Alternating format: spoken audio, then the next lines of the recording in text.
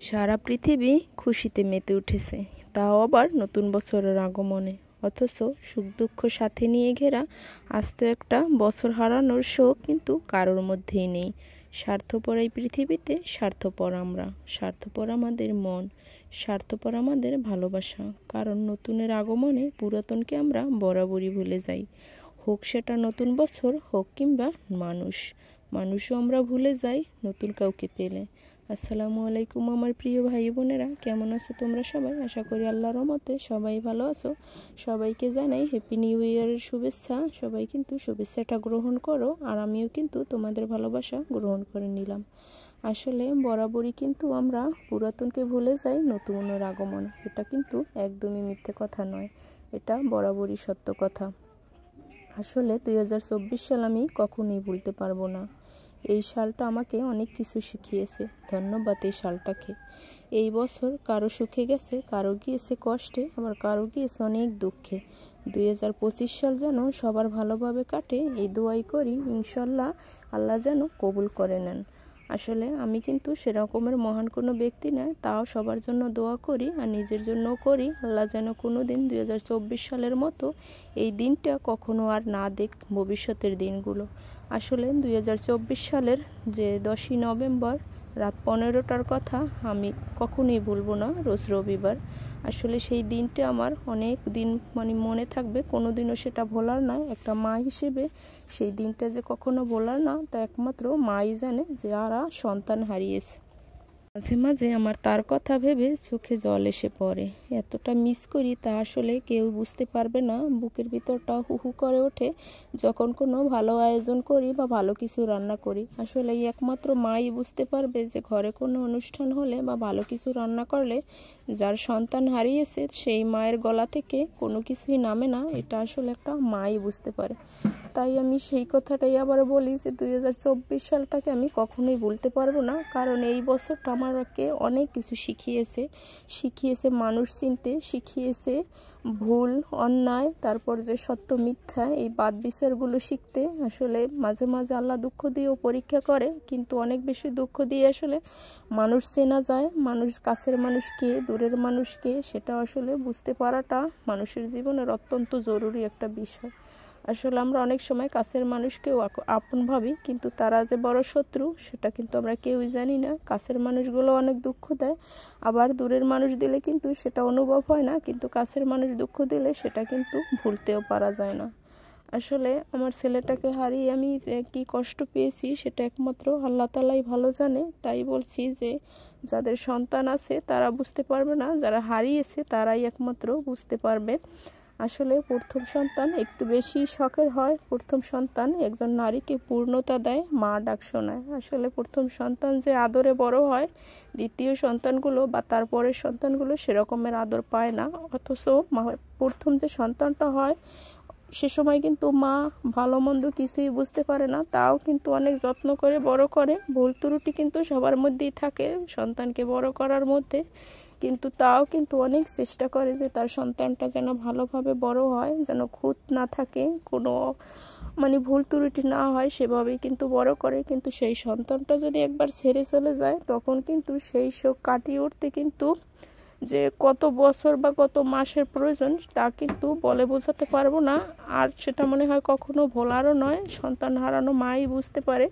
আসলে কখনো মনে পড়ে যখন আসলে ঘরে কিছু ভালো মন্দ রান্না করি, তখনই ছেলেটার কথা অনেক বেশি মনে পড়ে যায়, ভুলতেই পারতেছি না। আর নতুন বছর সবারই ভালো কেটেছে আমি জানি, কিন্তু আমার কিভাবে কেটেছে সেটা একমাত্র আমিই জানি, আর আমার আল্লাহ জানে যে কিভাবে আমার দিনগুলো যাচ্ছে। আসলে সেই কথাই ভেবে চোখে জল এসে পড়ে। কিন্তু যে আজকে অবশ্য সেরকমের কিছু রান্না বান্নার আয়োজন করব না ভেবেছিলাম, কিন্তু কি আর করা। আমার যে ছোট বোন তারা কিন্তু একটা হাঁস নিয়ে এসেছে। অন্য ভিডিওতে আমি সেই হাঁসটা কুটে রেখে দিয়েছিলাম, সেটা আসলে কম বেশি সবাই তোমরা দেখেছো, আর রান্না করতে পারিনি। আজকে আসলে রান্না করব, তো আমাকে কিন্তু ক্যামেরার ওপাশ থেকে সবাই আসলে হেল্প করে দিচ্ছে, একা হাতে করা সম্ভব না। আর একটা ছোটোখাটো আয়োজন করছি যেহেতু বোনেরা এসেছে তার জন্য। আর ওরাই আসলে হাঁস নিয়ে এসেছে, তারপরে যে মুরগি সে তারাও নিয়ে এসেছে। এসেছে সব কিছুই। এটা দিয়ে এখানে দুটো মুরগি আছে, সেটা দিয়ে আসলে রোস্ট হবে তার জন্য।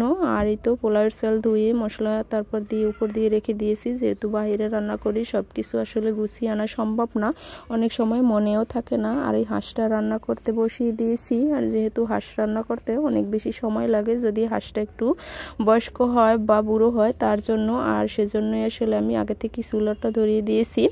আর হাড়টা একটু মানে বটির পোষ লেগেছে, হাড়টা একটু জ্বালাও করছে আসলে মুরগিটা কাটার সময়।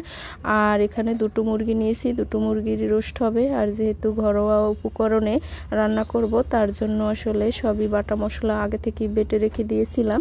আর কারা কারা নতুন বছরে কি কি আয়োজন করেছো অবশ্যই কিন্তু কমেন্ট করে জানাবে। আর আমার রান্না বান্না তোমাদের কাছে কেমন লাগে। আমি আগে যে কোনো ভিডিওতে বলি যে আমি সাধারণত প্রত্যেক দিনে যেই রান্নাগুলো বা ফ্যামিলিতে খাওয়ানোর জন্য যেই রান্না বান্না করা হয় সেটা নিয়েই ব্লগ ভিডিও করি। আসলে কি আর করা, যেহেতু ফ্যামিলিতে অল্প মানুষজন তার জন্যই অল্প অল্প রান্না বান্না, কিন্তু আজকে একটু বেশি পরিমাণেই রান্না করা। কিন্তু ভেবেছিলাম তো একটা চুলাই রান্না করব, কিন্তু সেটা সম্ভব না, অনেক দেরি হয়ে যাবে তার জন্য।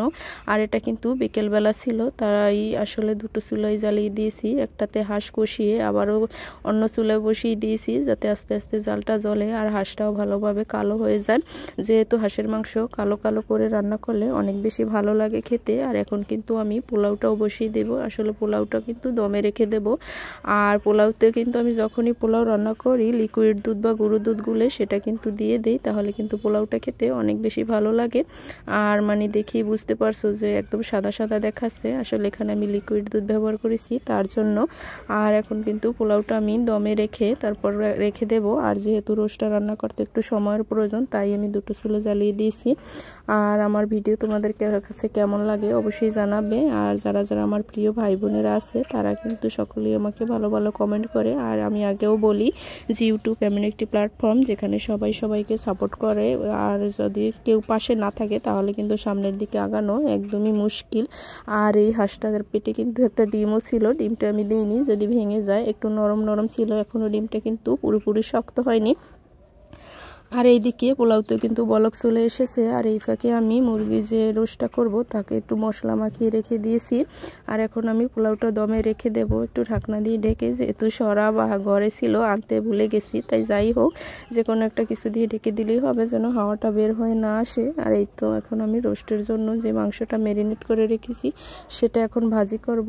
আর যদি পুরো ভিডিওটি দেখতে হয় অবশ্যই শুরু থেকে শেষ পর্যন্ত আমার ভিডিওটির সাথে থাকবে। আর অবশ্যই লাইক কমেন্ট শেয়ার করবে। আর যদি ছোট চ্যানেলটি তোমরা সাবস্ক্রাইব করে রাখো তাহলে তো আরও বেশি খুশি হব, তার কারণ যদি নতুন নতুন ভিডিও আমি আপলোড করি সাথে সাথে তোমাদের কাছে কিন্তু নোটিফিকেশন চলে যাবে। তাই ভাবছি যে একটু হলেও যদি ভালো লেগে থাকে ভিডিওটির কোনো অংশ অবশ্যই লাইক কমেন্ট শেয়ার করো। আর এই কিন্তু আমার বোনের মেয়ে, ওরা কিন্তু একদম ব্যস্ত হয়ে গেছে যে কখন রান্না বান্না হবে আর কখন তারা খাবে।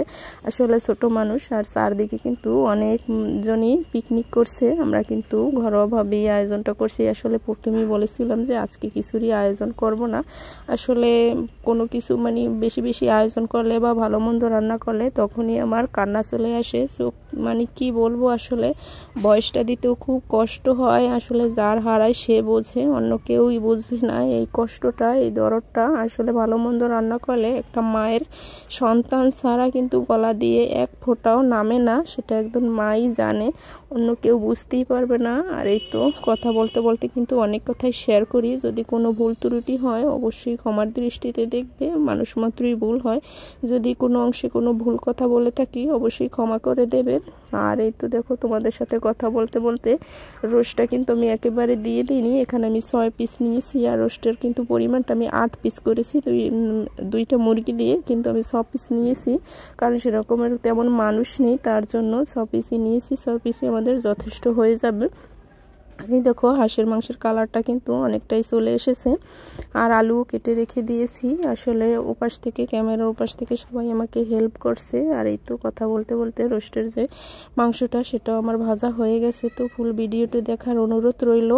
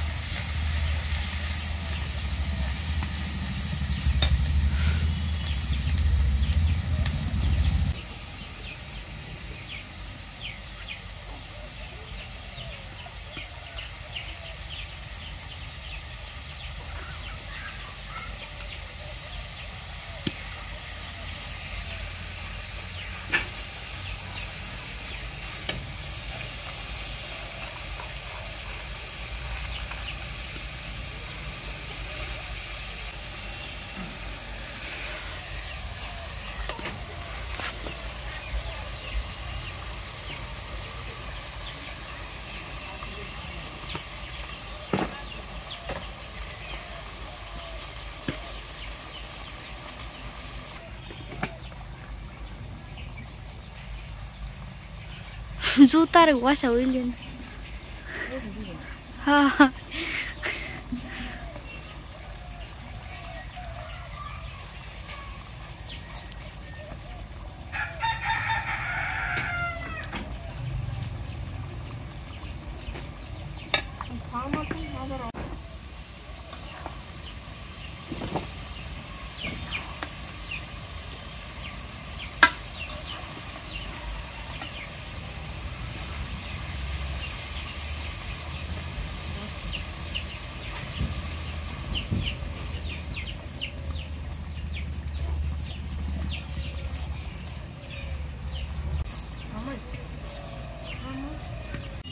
দিছি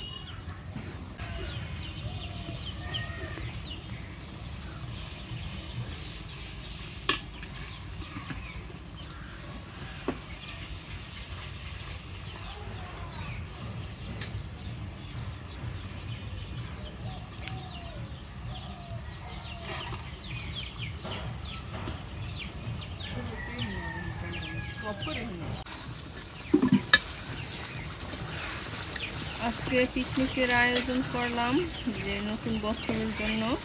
আজকে বিকেলবেলা দেখুন রান্না করতে করতে আসলে সন্ধ্যা হয়ে এসেছে।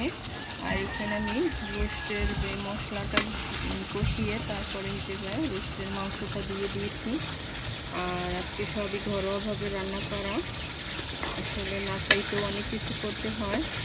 আর রান্নাবান্না কেমন হয়েছে অবশ্যই কিন্তু কমেন্ট করে জানাবেন। আর আপনাদের নতুন বছরে কে কী পিকনিক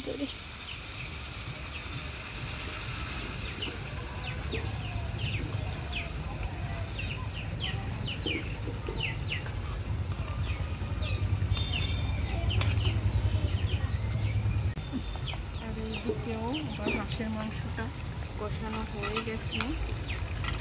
আসলে 2 কিলো দিয়েছি, তা না হলে দেরি হয়ে যাবে, তার জন্য। আর আলু দিয়ে এবার একটু কষিয়ে নেব।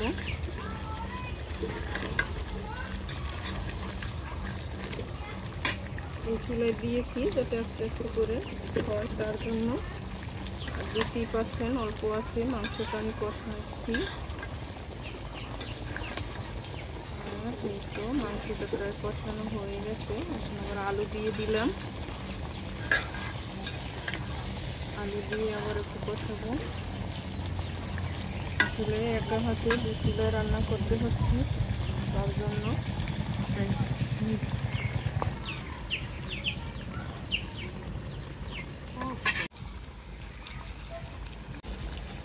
আস্তে আস্তে হতে থাক।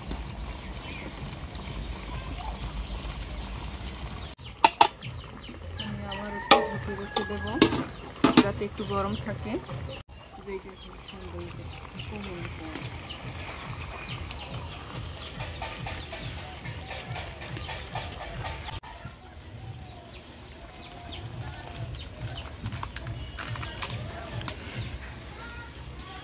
বডিরে সরাইলো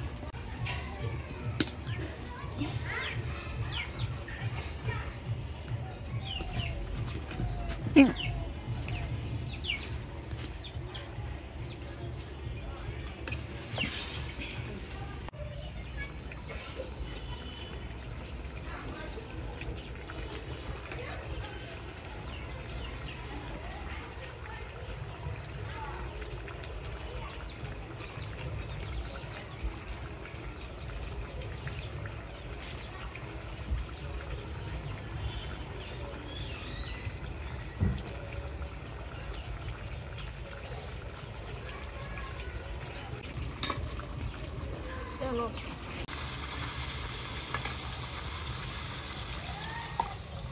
Yes. করার লাগবে No.